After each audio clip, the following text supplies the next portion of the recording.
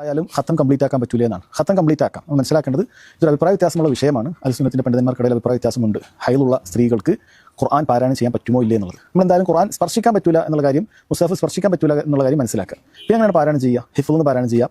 അതല്ലെങ്കിൽ ഒരാൾക്ക് മൊബൈൽ പോലത്തെ കാര്യങ്ങളിൽ നിന്ന് പാരായണം ചെയ്യാം. അതല്ലെങ്കിൽ കയ്യിൽ ഗ്ലൗസോ മറ്റോ ധരിച്ചുകൊണ്ട് മുസ്ഹഫ് തന്നെ നേരിട്ടല്ലാത്ത രൂപത്തിൽ സ്പർശിക്കാം. ഈ നിലക്ക് പീരിയഡ്സ് ഉള്ള സ്ത്രീകൾക്ക് അവൾക്ക് ഖത്തമും പൂർത്തിയാക്കാം, അതേപോലെ തന്നെ ഹിഫ്ള് പഠിക്കാം, ഒക്കെ ചെയ്യാം. പക്ഷെ എന്ത് ചെയ്യാൻ പാടില്ല? അത് നേരിട്ട് സ്പർശിക്കാൻ പാടില്ല. എന്നാൽ ജനാബത്തുകാർ ഖുർആൻ ഓതാൻ തന്നെ പാടില്ല. ഇദ്ദേഹത്തിന്റെ വീഡിയോ നിങ്ങൾ എല്ലാവരും കേട്ടല്ലോ. ഹൈല് നിഫാസ് ഒക്കെ ഉള്ളപ്പോൾ ഖുർആനായിട്ട് തന്നെ ഓതാം, ഖത്തം തീർക്കാം, അതുപോലെ തന്നെ ഗ്ലൗസ് ഇട്ടുകൊണ്ട് ഖുർആൻ സ്പർശിക്കാം. ഇതൊക്കെയാണ് അദ്ദേഹത്തിന്റെ വാദം. എന്നാൽ മഹത്തുക്കളായ പണ്ഡിതന്മാർ ഇതിനെപ്പറ്റി എന്താണ് പറഞ്ഞിട്ടുള്ളത്? അവരുടെ അഭിപ്രായങ്ങളാണ് നിങ്ങളിപ്പോൾ കണ്ടുകൊണ്ടിരിക്കുന്നത്.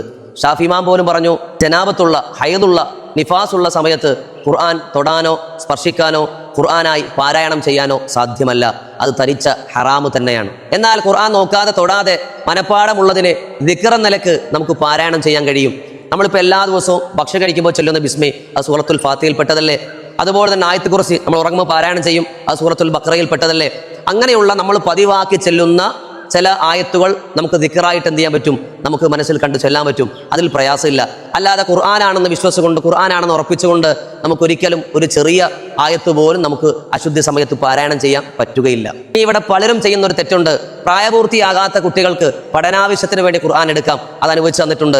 എന്നാൽ ചില ഉമ്മമാര് ആ ഉമ്മമാരുടെ ആവശ്യത്തിന് വേണ്ടി മോളെ ആ ഖുർആൻ എടുത്തേ എന്ന് പറഞ്ഞ് എടുപ്പിക്കാറുണ്ട്. അവിടെ ചിന്ത എന്താ? കുട്ടികൾക്ക് പ്രശ്നമില്ലല്ലോ, ഒന്നും വേണ്ടാലോ എന്നല്ലേ? അത് പഠിക്കുന്ന സമയത്ത് പഠനാവശ്യത്തിന് വേണ്ടി മാത്രമാണ്. നിങ്ങളുടെ ആവശ്യത്തിന് വേണ്ടി കുട്ടികളെ കൊണ്ട് ഖുർആൻ എടുപ്പിക്കൽ തെറ്റു തന്നെയാണ്. ഇസ്ലാം അത് അനുവദിച്ചിട്ടില്ല. ഈ അറിവിനെ നിങ്ങൾക്ക് ഉപകാരപ്പെട്ടെങ്കിൽ മറ്റുള്ളവരിലേക്ക് എത്തിച്ചു കൊടുക്കുക.